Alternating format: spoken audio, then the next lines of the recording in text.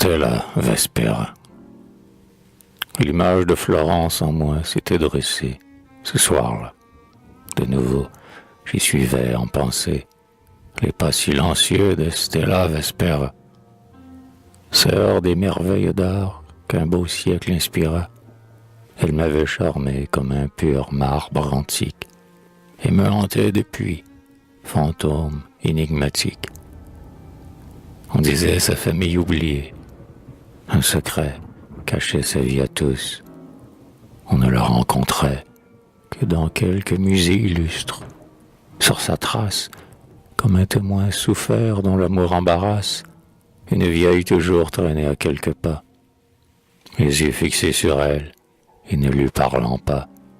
Duègne ou mère, à la fois gardienne et protectrice, et tout en murmurant, soumise à son caprice. Tous les jours, environ 1 heure avant le soir, on la voyait venir du plus désert couloir, faire choix d'un portrait de madone ou de dame, en lequel un vieux maître avait mis sa grande âme. Elle restait alors, les bras croisés, couvrant le tableau d'un regard de défi, pénétrant et large, tout partait vers la tête sans vie, je ne sais quel éclair de dédain et d'envie. Certes, avec ses chefs-d'œuvre au renom magistral, elle aurait, sans pâlir, pu lutter d'idéal. Et moi-même, j'avais, au fond des galeries, dans quelques coins, derrière un pan des draperies, maintes fois contemplé cet entretien muet, antagonisme étrange où nul ne remuait, du type impérissable et du type éphémère. Chacun s'écartait d'elle ainsi que de sa mère. On lui donnait 20 ans à peine, une clarté, comme un rayonnement entourait sa beauté, qui, splendide, éclatait en floraison entière, mais se sculptait aussi comme en un bloc de pierre, dans une incomparable et mortelle froideur. Ceux que vers elle avaient attiré trop d'ardeur s'étaient sentis vaincus et terrassés sur place, par une pesanteur de mépris et de glace qui tombait de ses yeux sans pareil. Son vrai nom, nul n'avait jamais pu l'apprendre, disait-on. Comme elle apparaissait vers 1 heure tardive, dans les palais, sans bruit, solennelle et pensive, on lui trouva bientôt ce nom mystérieux, de Stella Vespera. Personne, jeune ou vieux, par prière ou présent, n'avait obtenu d'elle qu'elle posa jamais devant lui pour modèle. Elle n'aimait que l'art d'autrefois et semblait fuir le peintre au travail devant un chevalet. Les curieux, lassés d'un effort inutile, la laissaient disparaître au bas d'un péristyle, dans l'ombre et dans la foule. On s'était contenté d'une légende autour de sa sévérité. On disait qu'autrefois, Stella, sans aucun voile, avait brillé, bijou d'un palais, sur la toile, conception d'un prince inconnu du pinceau, sans rival, parmi les plus dignes du sceau, des maîtres plus heureux dans la gloire se nomment. Pour ce corps insensible, on disait qu'un jeune homme, un peintre florentin, plus tard s'était épris d'un amour insensé mais fervent, et pour prix, c'eût animé aussi cet autre Galatée. Un soir qu'il l'appelait dans la salle écartée, il la sentit tomber dans ses bras doucement. Quand il mourut, Stella, fidèle à son amant, fut prise du dégoût de sa métamorphose, et pour se rendormir dans sa première pose, comme autrefois, au ciel d'un art patricien, voulut chercher son cadre et son palais ancien. Mais soit qu'elle eût perdu la mémoire à cette heure, soit que le feu peut-être eût détruit la demeure, elle ne put jamais les trouver. C'est ainsi que Stella, sous l'élan d'un unique souci, errait désespérée et jalouse de celle qui dans l'orgueil serein des formes immortelles, de musée en musée insultait son destin. D'autres disaient encore et tenaient pour certain que l'art avait en elle un malfaisant génie, dont le regard, tombé sur une œuvre finie, changeait la toile exquise en rebut d'atelier. tel était à Paris le conte familier, qui depuis mon retour m'obsédait. Plus encore, ce soir-là, car octobre, agitateur sonore, se met dans l'air les voix des souvenirs perdus. Et cela revenait en moi plus assidu, tandis qu'avec Santi, sur la berge isolée, je suivais pas à pas quelque lointaine allée. Je l'avoue, en tout temps je me suis abreuvé des choses d'autre vie, et n'ai que trop rêvé. Mais Santi, le grand peintre, avait poussé mon âme vers les mondes obscurs dont il trouvait la trame, et dans ses mots, parfois, filtrait subtilement le dangereux levain d'un bizarre aliment qui, bien loin du réel, comme un corps qu'on délie, me roulait aux confins troublants de la folie. Ce soir, en regardant sous la fraîcheur des eaux, où les arbres en feu renversaient leurs arceaux, le brouillard s'épaissir dans ces autres portiques, je sentais que l'esprit des songes fantastiques dormait autour de nous. Par instant, j'arrêtai, le récit sur les bords de mes lèvres monté, pour ne pas réveiller ce tentateur tranquille. Nous nous taisions, laissant derrière nous la ville. Le peintre s'arrêtait, il murmura vers moi. Qu'est-ce que le génie, après tout? C'est ma foi qu'il est évocateur, aussi bien que prophète, que ce qu'il croit créer à l'image parfaite d'un être que retient l'avenir ou la mort, ou qui, peut-être aussi, se cache à son effort, bien loin auprès de lui, mais dans son heure même, réalité vivante égale à l'art suprême, mais qu'un cercle défend, redoutable au désir, fatal à qui la cherche et la voudrait saisir. Et selon vous, lui dis-je, il faudrait ainsi croire la réalité fille ou sœur de l'illusoire? Il se tut quelque temps, et, plus calme, reprit. L'art est un miroir clair pour un puissant esprit. L'ancêtre dont le nom met un âpre héritage, dit-on, la folie et la gloire en partage. Mais c'est un fait, célèbre à Florence, jadis, que 50 ans après sa mort, sous Léon X, dans cette ville même, on ne sait d'où venue, vivait aux yeux de tous une femme inconnue, laquelle était l'exact et merveilleux portrait de son chef-d'œuvre à lui, qu'un grand prince montrait, et que tous renommaient à l'égal d'un prodige. Et qui donc le possède aujourd'hui? Répondis-je. Quelques 20 ans après son palais s'écroula dans la flamme avec lui. Mais laissons tout cela. Venez bientôt me voir et parler de Florence. Je sens pour cette ville une étrange attirance, et pour m'en délivrer, il faudra bien qu'un jour, dans la noble cité, je m'éveille à mon tour.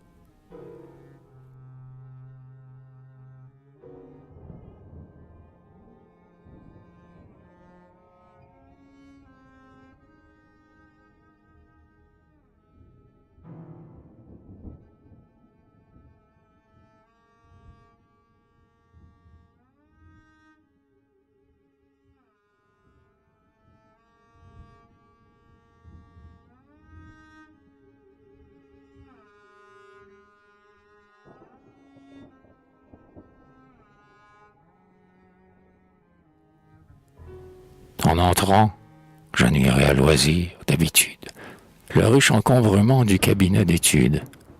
Comme de vieux amis, je les connaissais bien, tous ces dressoirs à jour de style italien. Ces ivoires jaunis, ces coupes, ces épées, aux médailles d'acier par Célénie frappées. Ces bronzes florentins, dans leur cadre toscan. Ces bustes de seigneurs aux grands airs provoquants, qui tous à leur pourpoint portaient la même date. Cette fois, je passai devant eux à la hâte, mais non sans me sentir brusquement traversé par la sensation d'un glorieux passé. Et les mots de Santi sur Florence, la veille, me semblèrent encore teinter à mon oreille. L'atelier m'attirait, et du premier coup d'œil, je demeurai cloué de stupeur sur le seuil, comme un halluciné devant l'esprit qui passe. Sur 5 grands chevalets qui tous me faisaient face, dans leurs cadres égaux, j'avais vu 5 portraits, éternisant 5 fois d'un coup les mêmes traits. Du plafond, tout autour, tombait en masse lourde, la tenture aux sujets païens, aux couleurs sourdes. Et magnétiquement je reportai les yeux vers les tableaux, travail d'un art prestigieux, sur lesquels un jour vif affluant dans la salle, versait à plein carreau sa nappe triomphale. Chacun semblait le but d'un vouloir différent. L'on eût dit du premier quelque tout neuf Rembrandt. C'était le même fond d'épaisse atmosphère et d'obscurité chaude aux attrayants mystères. Mais jamais le pinceau du maître hollandais n'avait si loin poussé les ténèbres. Jamais, si merveilleusement il n'en creusa les ondes, sous une transparence aux caresses profondes. Quant au visage même, à peine il paraissait, sur les bords de la nuit qui l'ensevelissait. Mais en me rapprochant, contemplateur avide, quelque baigné qu'il fût par une ombre fluide, avare des blancheurs qu'elle dérobe au jour, quelque indécis que fût l'harmonieux contour, du col à la poitrine où le sein vient de naître, il me fallait aussi sur le champ reconnaître une noblesse éparse au sommet de ce front, dans les vagues lueurs qui plus bas se fondront. Une suavité dans cette chevelure onduleuse, une grâce enfantine et si pure sur ses lèvres, partout, pour chaque ligne enfin, une virginité de calme séraphin, une fleur de jeunesse, une aristocratie de rêve s'unissant dans sa gloire adoucie à la solennité d'une apparition dont Rembrandt n'a jamais cherché l'impression. Concevez à présent cette confuse image, s'avançant de degré en degré, d'âge en âge, de toile en toile, vers la lumière et vers vous. Du fond de ces vapeurs au rayonnement rond, voyez-la s'imprégner chaque fois d'une vie, plus intense, toujours à l'ombre plus ravie, virginale toujours, mais femme cependant, de plus en plus fière aussi vous regardant, et des limbes premiers de son adolescence, arrivant, sous l'essor de sa jeune puissance, jusqu'à l'éclosion enfin d'une beauté, sûre d'avoir conquis son immortalité.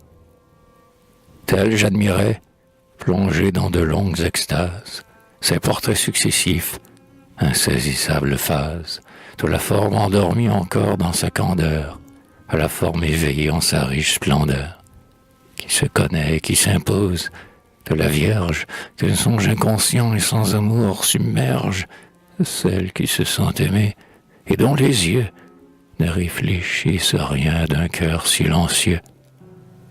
Et maintenant, tout près de moi, la pâle tête qui dans le dernier cadre, illusion complète, respirait, échappée au baiser de la nuit, dardait vers moi l'éclair d'un regard qui poursuit, s'enveloppait de vie et d'éclat palpitante, des vivaces espoirs d'une héroïque attente, et magnifiquement, comme un matin d'été, épanoui au sein de sa propre clarté. Ainsi qu'en un miroir, un reflet qui s'obstine, c'était bien cette fois la tête florentine de Stella Vespera, telle que bien souvent, naguère je l'avais contemplée en rêvant. Jamais l'art ne fixa d'une main plus fidèle dans son panthéon chaste un glorieux modèle. Jamais aussi, devant le génie et l'amour, plus belle vérité ne se fit voir au jour. Ainsi, mon souvenir, dans sa forme absolue, triomphant, tout à coup s'adressait à ma vue, m'enchaînait de nouveau si loin, et se parait d'un charme plus profond fait d'un nouveau secret, sacrant tout l'atelier du silence des temples, et moi, je m'abîmais dans ses prunelles amples. Bien des heures, j'avais jusqu'ici médité, en pensant à ses yeux, sur leur étrangeté. Ce jour-là, tout à coup, sur l'image imprévue, j'en surpris la raison restée inaperçue. Oui, me dis-je, en effet, l'un de ses yeux est noir et luisant comme l'encre, et l'autre, comme un soir sans lune, est d'un bleu sombre étoilé de lumière, et leurs disques rivaux emplissent les paupières. Enfin, un dernier cadre, isolé dans un coin de l'atelier, forçait mes vues un peu plus loin. Ce n'était qu'une ébauche, une esquisse légère, mais toujours de Stella, l'obsédante étrangère.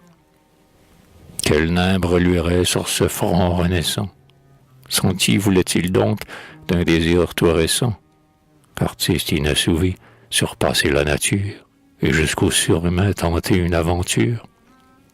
Ou bien, comme il avait, magicien de l'art, suivi cette beauté d'un scrupuleux regard, dans son progrès, depuis l'aube crépusculaire, jusqu'à l'heure que le ciel d'apothéose éclaire? Allait-il la poursuivre, artiste sans pitié, dans son déclin aussi chaque jour épié? Et le temps s'écoulait. Mes yeux enthousiastes toujours interrogeaient ce visage en ses fastes. Et, comme sur les bords d'un puits vertigineux, je me sentais sans fin pris dans les mille nœuds d'une énigme enlacée à l'énigme contraire.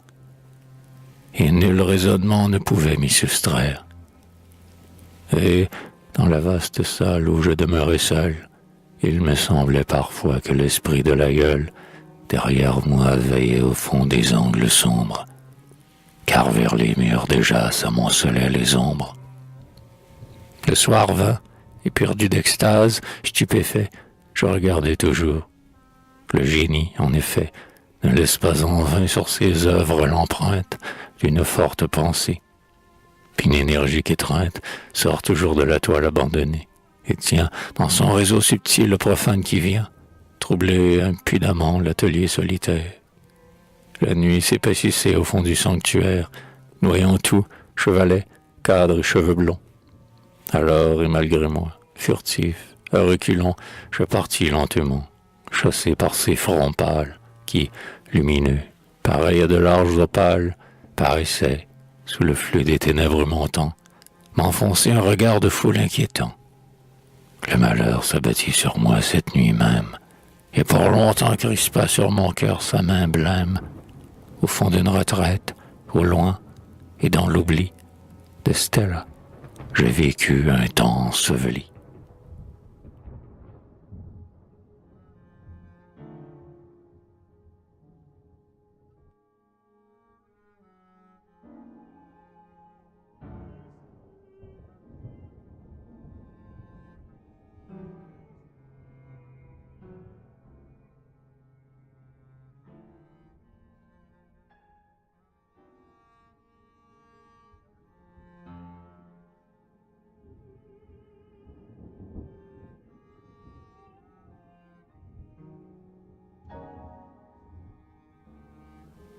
Je revins.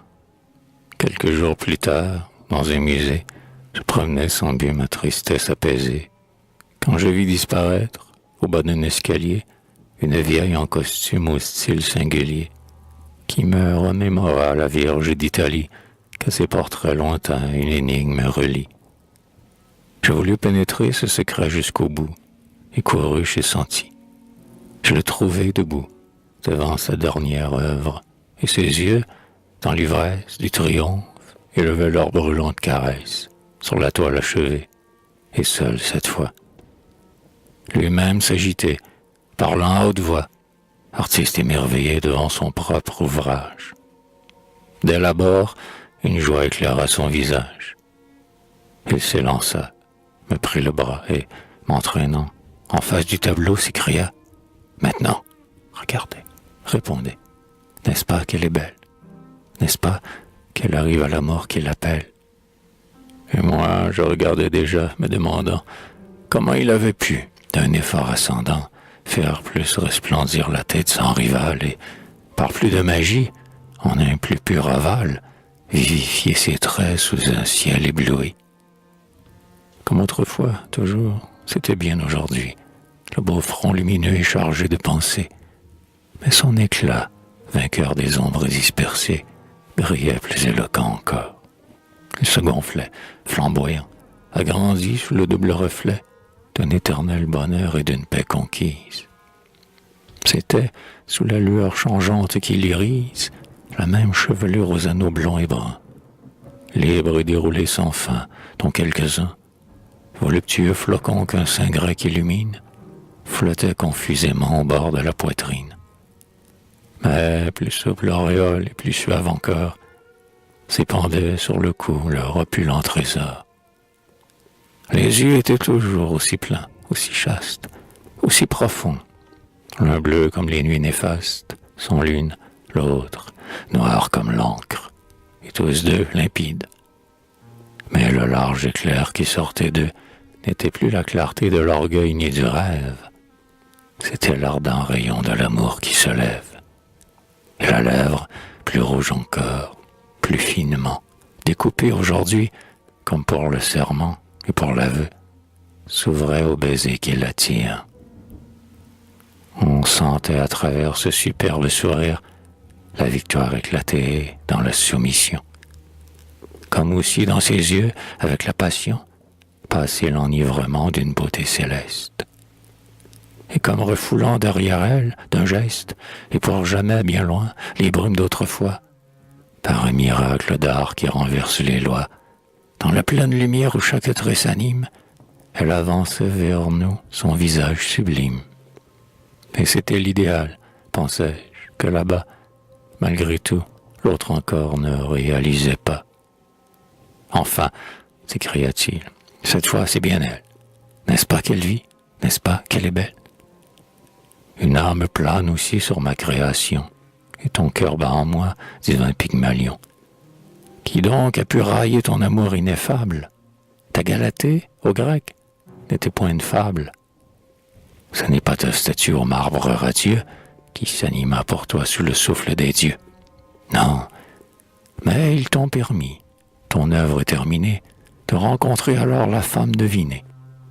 Celle-là, quant à moi, j'en reste convaincu, lui dis-je, n'est qu'un songe, et n'a jamais vécu. Mais les autres, sentis, vous avez, je le jure, sous le soleil de tous vu passer leur figure. Où donc l'aurais-je pu, dit-il. Mais que me font ces ébauches, d'ailleurs, dans leur néant profond, qu'elles rentrent. Voici la seule qui soit faite pour moi, l'évocateur, ou pour moi, le prophète. Et maudits soient-ils tous, les pinceaux, je suis né trop tard ou bien trop tôt. L'amour est condamné, car l'amour est au fond du royaume des rêves, dans les bosquets perdus qu'ont remplacé les grèves, dans les mondes encore sans voix et sans écho, dans le silencieux amas des vieux chaos, dans la poussière d'or des mirages splendides, ou dans les paradis noyés des Atlantides. Ouais, je vous dis qu'un jour elle vivra, sinon qu'elle est morte à jamais sans avoir su mon nom. Et pendant qu'il parlait, je voyais sur sa lèvre trembler le désespoir furieux et la fièvre. Regardez, reprit-il, elle a chassé la nuit, qui jadis l'entourait, jalouse et qui s'enfuit.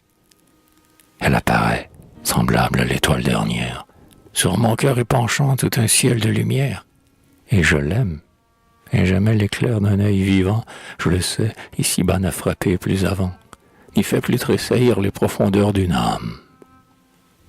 Dans l'amour infini d'un amant, jamais femme, comme une reine au fond d'un palais, n'a marché, de salle en salle, au chant d'un orchestre caché, vers un trône plus beau, d'un pas plus sûr. Je l'aime, celle-ci dont ma main a retracé l'emblème, la morte ou l'invisible encore, l'être innommé qui, si j'avais vécu plus tôt, m'aurait aimé, qui m'aimerait plus tard si je pouvais revivre. La femme qui peut-être à l'heure même enivre quelque part d'autres yeux, oh rage, que mes yeux et qui doit, loin de moi, mourir sous d'autres cieux. Ah, si vraiment tu vis, si je pouvais le croire, périsse d'un seul coup mon génie et ma gloire, et vienne aussi la mort. Je l'accepte, content, pourvu que je te voie une heure, un seul instant, et te parle, et t'entende, et t'admire, et t'adore. Oh, toi qui m'aimeras, ô femme dont j'ignore la pâtre, le nom, toi qui prends mon destin, et serais comme au ciel l'étoile du matin. Je frémissais ainsi qu'un blessé que l'on touche, et mon secret déjà s'échappait de ma bouche. Derrière nous un bruit de pas, en ce moment, nous fit nous retourner tous les deux brusquement, vers le vaste rideau qui recouvrait l'entrée. Dans un angle, une main, vive lueur montrée, avec un geste prompt l'écarta tout entier, repliant les anneaux sur la tringle d'acier. Et debout sur le seuil, grande et noble statue, une femme était là, royalement vêtue, comme en un autre cadre, immobile, ses traits recouverts d'un long voile aux attirants secrets. Pareil aux visions des nuits surnaturelles, qui, dilatant d'effroi les yeux fixés sur elle, fascinent les vivants par leur solennité. Une femme était là, sûre de sa beauté, au maintien qu'aussitôt j'avais cru reconnaître, et vers qui, jaillissant de la haute fenêtre, comme pour un salut, ruisselèrent d'un bond les feux enorgueillis du soleil moribond. À peine elle aperçut la peinture immortelle, que l'ombre étincela sous la riche dentelle, alors d'une voix lente, au timbre musical, comme le clair écho d'un sonore métal, elle laissa tomber ces mots dans le silence. Au beau siècle de l'art, autrefois, dans Florence, grand parmi les plus grands fut l'un de vos aïeux, dont le chef-d'œuvre était le portrait merveilleux de mon aïeul à moi, qu'on nomma par la ville l'étoile du matin. Dans un siècle infertile, votre nom seul rayonne. En vous je reconnais le plus digne héritier des anciens. Je venais demander au sentier revivant de renaître, sous le divin pinceau qu'elle tient de son ancêtre, moi, dont le nom, là-bas, est l'étoile du soir. Et moi, je frissonnais plus fort, car j'ai pu voir, son voile ôté, Stella vers l'œuvre prophétique marcher, reflet palpable et modèle identique. Je sentais mes cheveux se hérisser d'effroi, car senti tout à coup s'était rué sur moi, car ses ongles montraient dans la chair leur tenaille, et j'entendais courir, en rayant les murailles, le rire aigu qui glace et qui pénètre en nous, le rire intarissable où se tordent les fous.